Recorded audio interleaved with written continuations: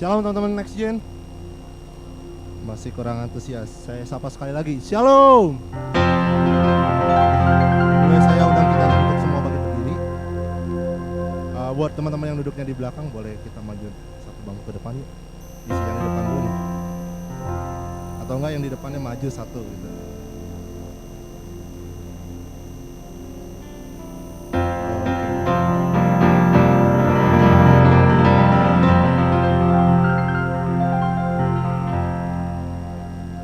Terima kasih teman-teman untuk responnya. Hari ini kita masuk di ibadah Kasian. Yang bersuka cita boleh angkat tangannya. Semua bersuka cita. Ya, sebelum kita mulai ibadah kita bersatu di dalam doa teman-teman. Kita tundukkan kepala kita bersatu dalam doa. Bapak, sungguh kami mengucap syukur ya Tuhan untuk pagi hari ini yang indah ini ya Tuhan. Bahwa kami boleh berkumpul bersama ya Tuhan untuk memuji, untuk menyembah Engkau ya Yesus. Dan setiap pujian yang kami bawakan ya Tuhan itu menjadi dupa yang harum di hadapan-Mu Yesus. Terima kasih Tuhan, terima kasih ya Yesus. Kalau sebentar kami akan memuji-Mu ya Tuhan. Biar setiap pujian kami ya Tuhan menyenangkan hati-Mu ya Tuhan. Terima kasih Tuhan, terima kasih Yesus. Yang siap untuk memuji Tuhan boleh kita katakan sama-sama amin. Kita beri tepuk tangan yang meriah buat Tuhan Allah kita.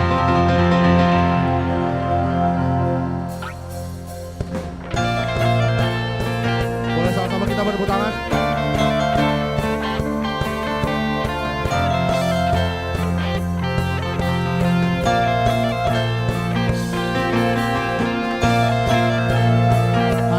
Menyembah Tuhan, kita yang perkasa, amin.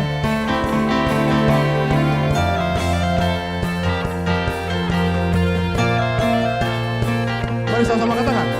Kau Tuhan yang berkuasa, sanggup bangkitkan pengharapanku.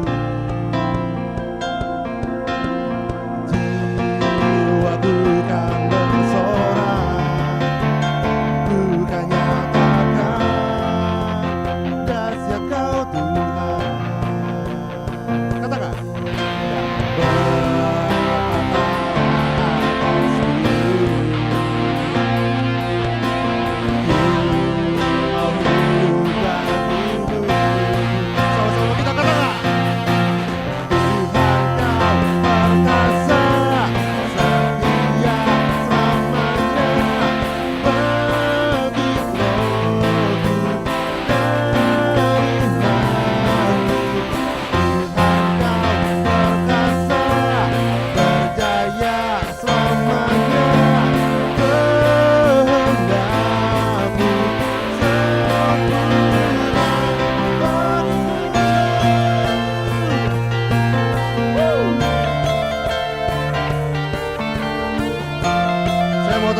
yang nyanyikan dari awal.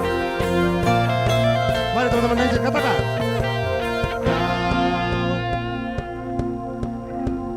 Amin.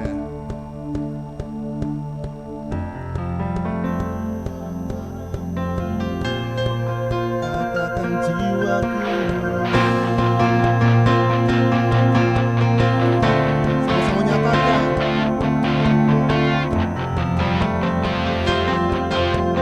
Sambil mengangkat kedua tanganmu, katakan.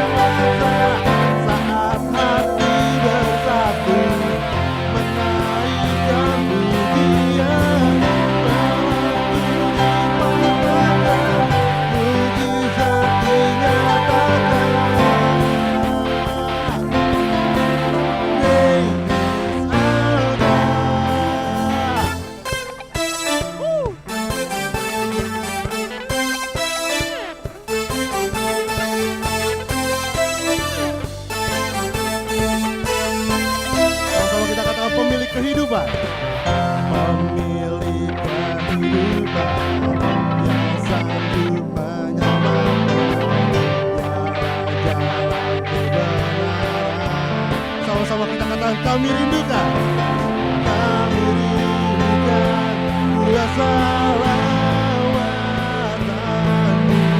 Kebajikan pasti terjadi. Oh, oh, oh. Datanglah dan kuat dan berkuasa saat hati bersatu menaikkan pujian dengan dipatahkan mujizat dinyatakan. Oh, ada. Biar musik memuji Tuhan.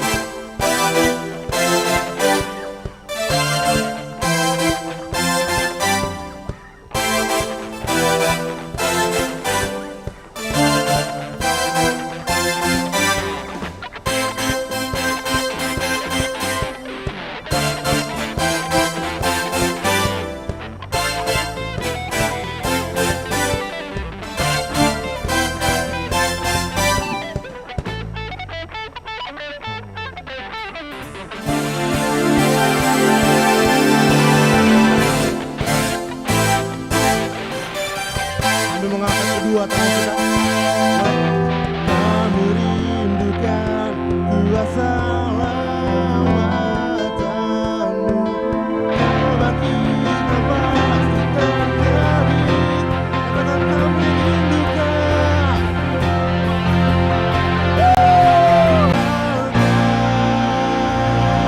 Beri tepuk tangan yang selamat saya apresiasi teman-teman. Next gen. Belum semua. Kalau saya bilang next gen, yes we are. Oke? Sekali lagi. Next gen. Sekali lagi. Next gen. Beri tepuk tangan yang meriah buat Tuhan. Sungguh Bapa Engkau Allah yang baik bagi setiap kami, Yesus. Sungguh Engkau Allah yang setia bagi setiap kami, Tuhan. Kalau hari ini kami datang ya Tuhan, membawa hati kami dan pujian kami, Yesus. Itu semua karena kemurahan-Mu bagi setiap kami.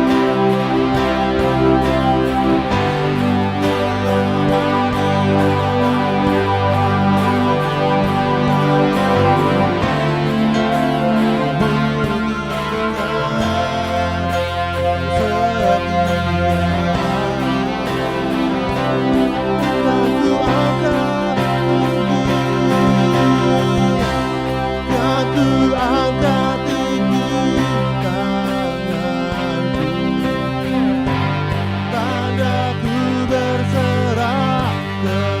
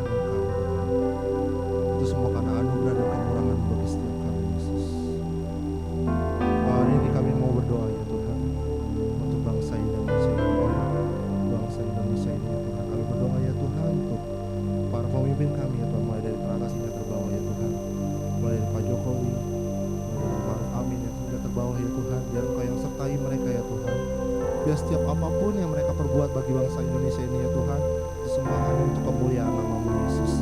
Terima kasih Tuhan, terima kasih Yesus. Terlebih lagi ya Tuhan, di bangsa Indonesia ini ya Tuhan, kami sedang mengalami pandemi COVID ya Tuhan. Biar Kau yang berkati ya Tuhan, biar virus ini ya Tuhan bisa segera hilang ya Tuhan, dan Indonesia bisa memuliakan nama-Mu Yesus. Terima kasih Tuhan, terima kasih Yesus. Dan kami juga berdoa ya Tuhan untuk gereja-Mu di tempat ini ya Tuhan, GBI Community Yesus. Biar Kau yang berkati ya Tuhan, mulai dari pemimpin kami ya Tuhan, dari Om Rudi hingga Tante Lita ya Tuhan, hingga staf-staf yang ada ya Tuhan, yang Kau yang berkati, Kau yang berikan hikmat marifat-Mu atas setiap mereka ya Tuhan. Biar setiap apapun yang mereka perbuat juga ya Tuhan, untuk memuliakan nama-Mu ya Yesus.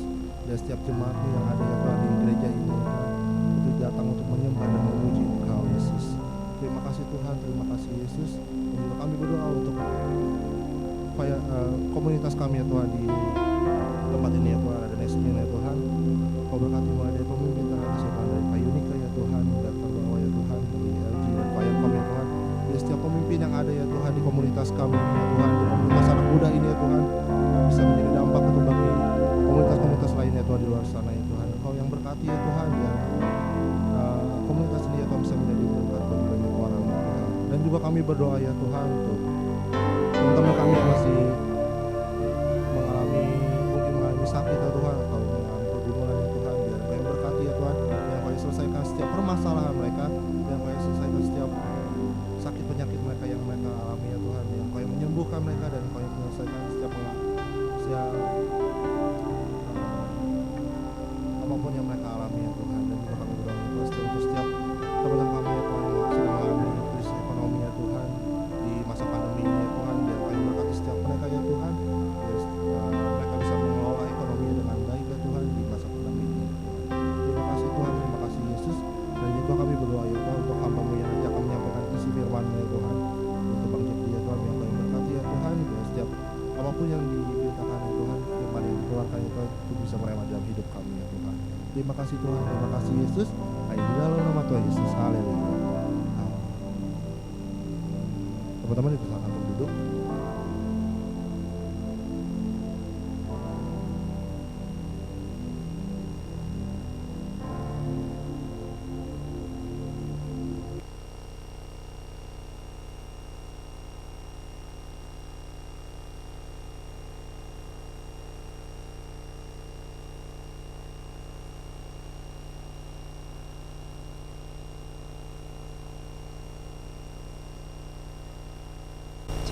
Ya, selamat pagi teman-teman. Oke, saya mewakili teman-teman pengurus Next Gen. Minta maaf kalau teks tadi agak ada bermasalah karena di belakang sedikit ada trouble ya.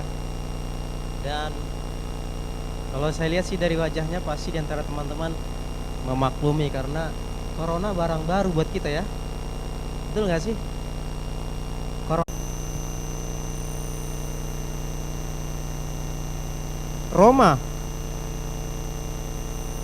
Roma 15 ayat yang ke-7.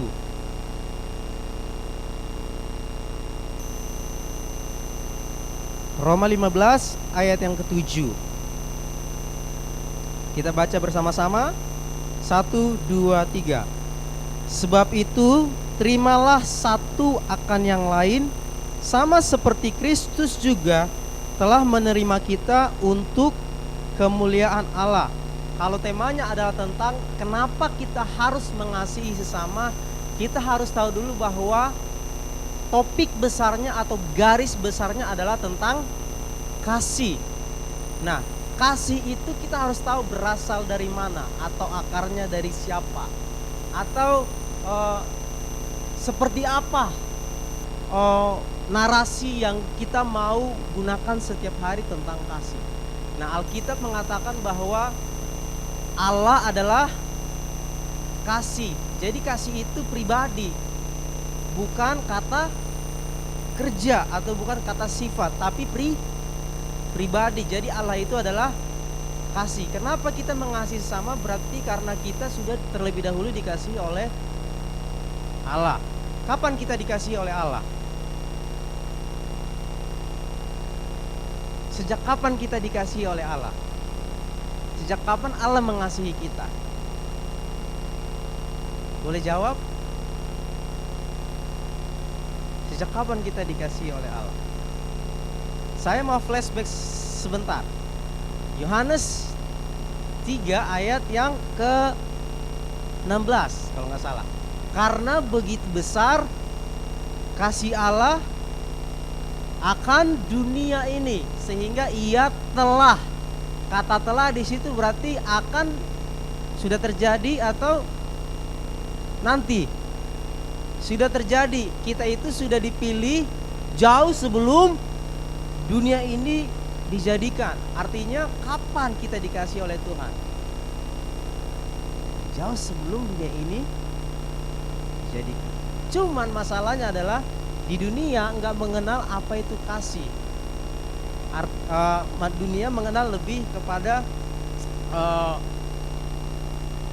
pacaran. Seperti tadi malam saya sempat ikut webinar relationship dengan sesama.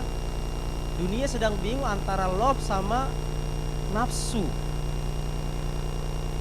Kita sangat bingung antara mengasihi, mana yang mengasihi dengan tulus, sama mana mengasihi yang setelah itu saya mau apa dari kamu. Nah, di dalam kehidupan kita sebagai komunitas nih, kan temanya adalah mengapa kita mengasihi sesama. Yang pertama tadi bahwa Allah itu adalah kasih. Artinya semua tentang kasih kita nggak boleh pisahkan dari Tuhan. Saya berasal dari Medan. Semua presentasi tentang Medan ada di saya.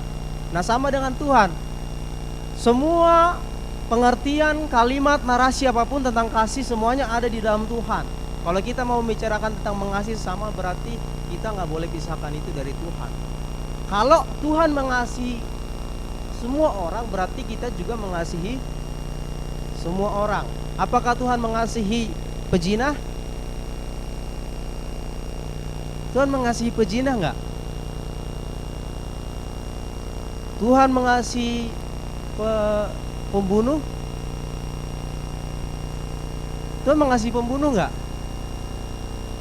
Halo? Tolong jawab dengan tegas. Tuhan mengasihi pembunuh? Mengasihi. Tapi pembunuhnya itu tolong dicatat. Bukan sifat pembunuhnya yang dibunuh, tapi pribadinya yang dikasihi oleh Tuhan. Makanya sering kita dengarkan bahwa boleh benci dosanya tapi kasihi orangnya. Baju yang sedang dia pakai boleh kita bau pakaianmu nih, tapi bukan berarti karena dia bau kita jauhin terus. Kita tinggal bilang aja ganti baju sono atau mandi sono gitu supaya nggak bau. Orangnya kita kasihi tapi perbuatannya kita benci. Kita tinggal kasih tahu, oh itu salah tadi.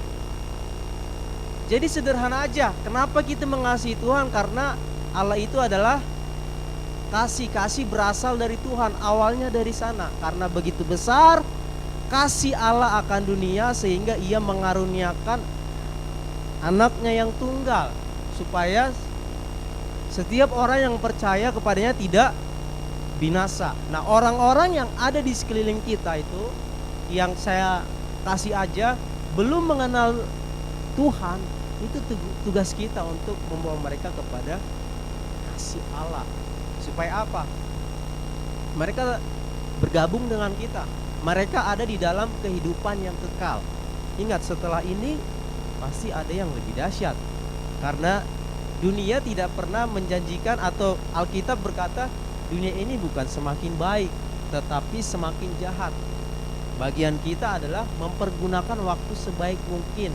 Nah, mengasihi sesama adalah cara terbaik untuk kita mempersiapkan diri kita dan menggunakan waktu sebaik-baik. Nah, teman-teman, kita lompat ke ayat berikutnya. Pindah maksud saya. Matius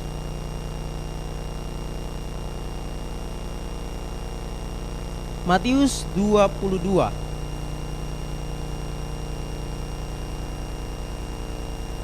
Matius 22 ayat yang ke-39.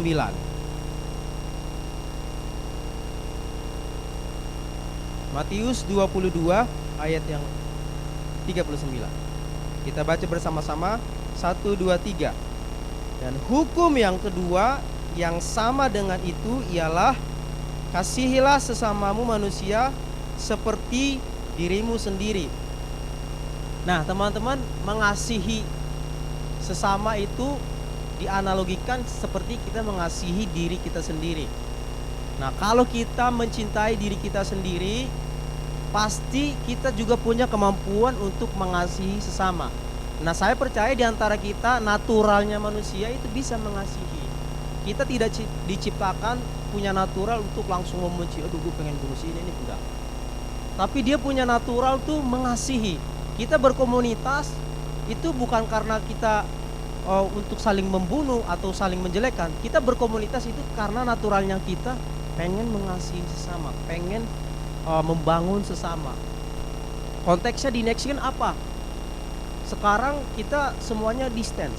Kita nggak boleh berpelukan lagi, nggak boleh.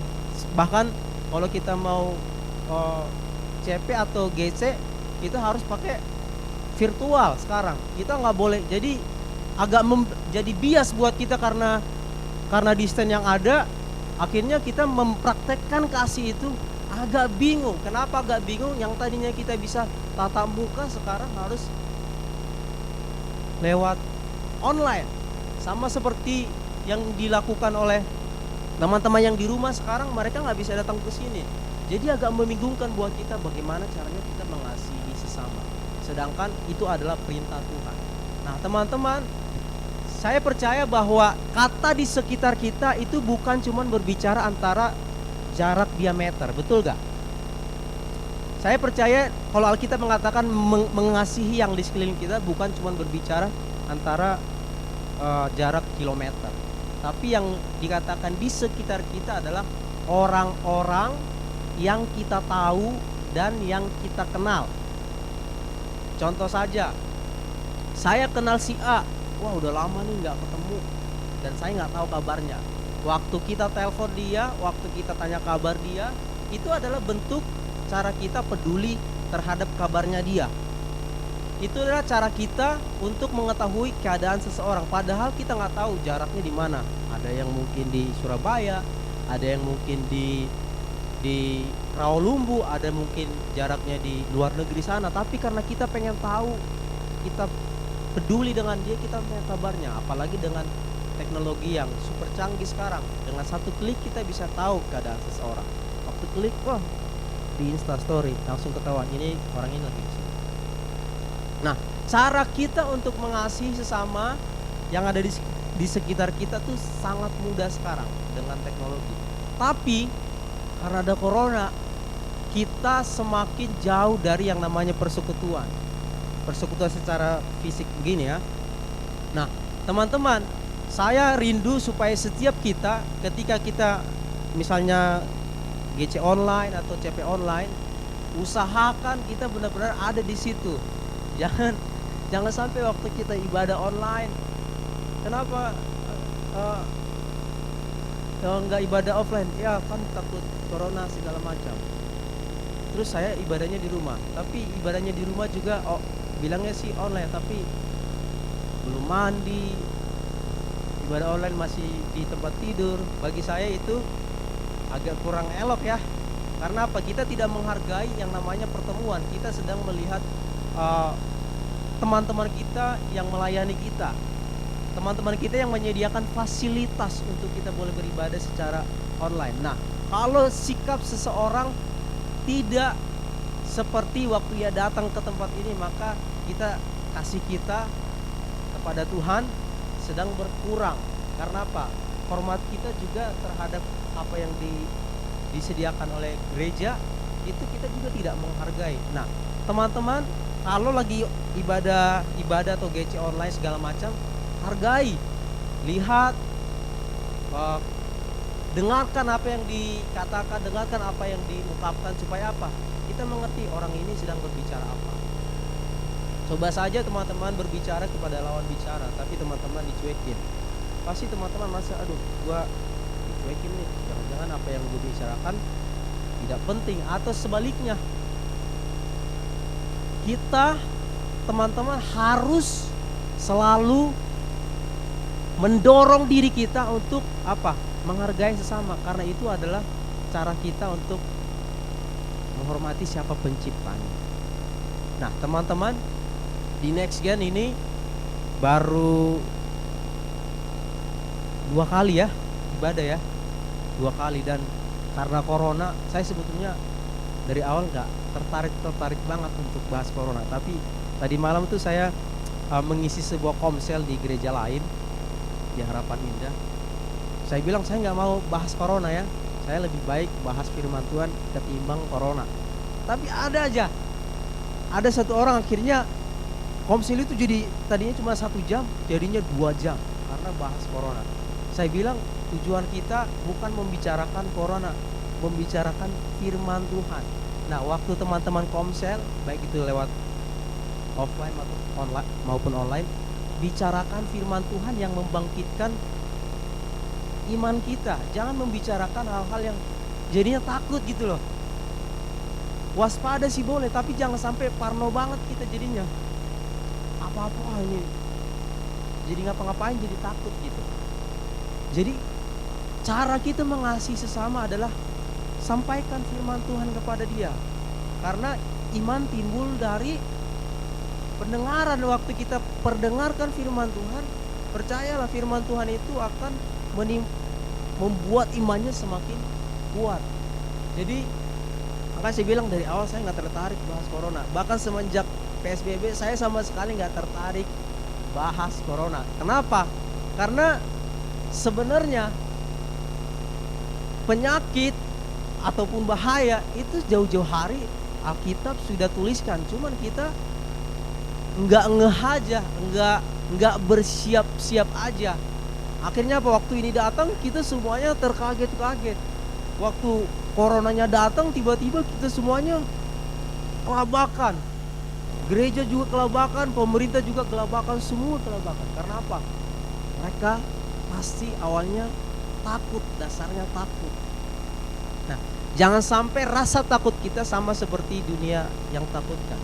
Harusnya kita sebagai orang yang sudah mengenal firman Tuhan, yang sudah tahu Tuhan Yesus Kristus sebagai pelindung kita, maka rasa takut kita kelola.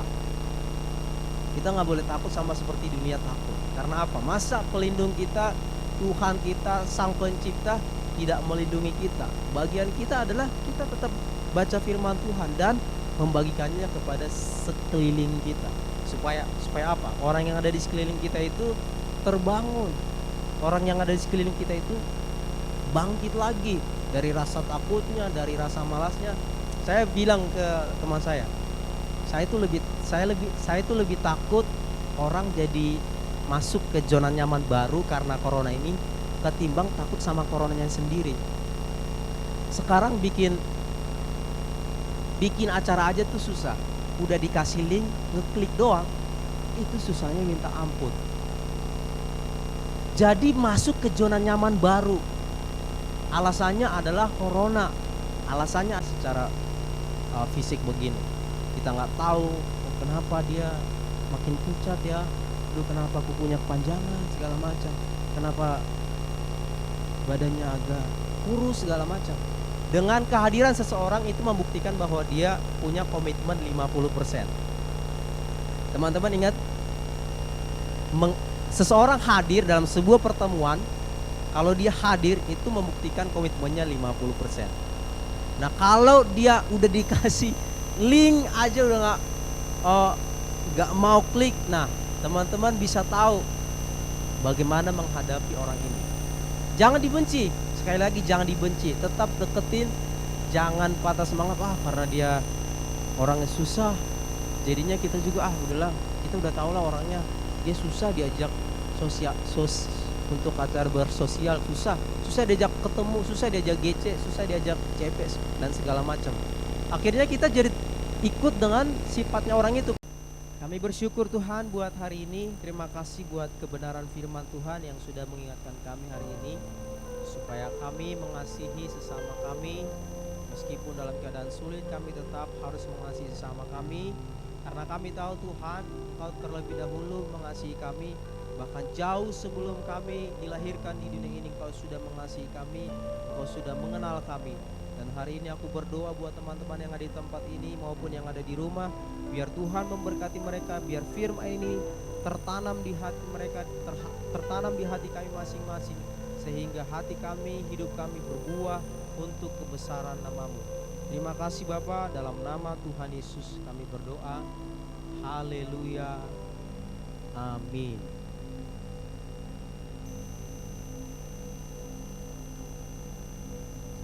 Ya, teman-teman, boleh kita sama-sama bangkit berdiri. Kita mau ucapkan terima kasih untuk pelayanan Bang Jekdi. Kita angkat jempol kita, 1, 2, 3. Terima kasih Bang Jekdi, Tuhan Yesus memberkati. Teman-teman dipersilakan untuk duduk kembali. Kita akan lihat pengumuman untuk 1 menit ke depan.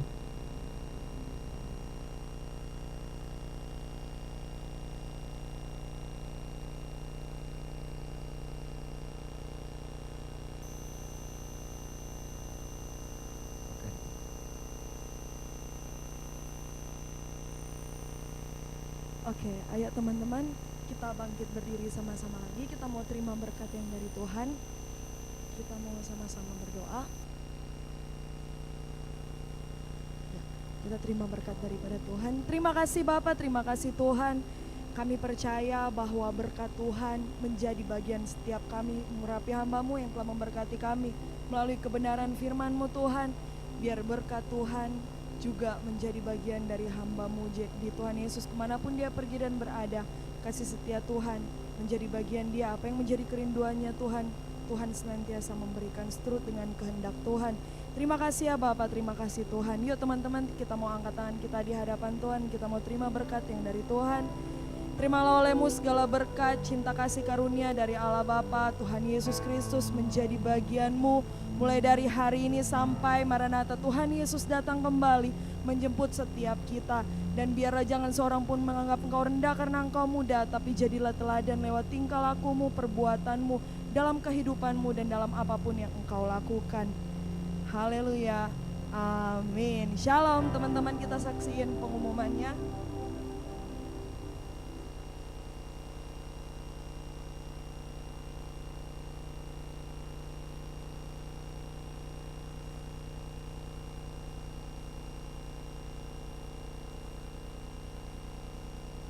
Oke, masih belum bisa ya buat pengumumannya. Teman-teman, mulai minggu depan untuk ibadah next gen kita dipindah ke jam 11 siang. Shalom teman-teman Next Gen, mulai tanggal 20 September di minggu ketiga, ibadah offline Next Gen akan berubah dari pukul 9 pagi menjadi 11 siang. Jangan sampai salah jam ya, kita mulai pukul 11 siang. Buat teman-teman yang mau ibadah offline, jangan lupa untuk daftar dulu ya. Buat teman-teman yang mau ibadah online, jangan khawatir, kita akan tetap ada live streaming di jam yang sama, tentunya di YouTube channel Next Gen. Itu dia info dari gue. Sampai ketemu di ibadah Next Gen. God bless you.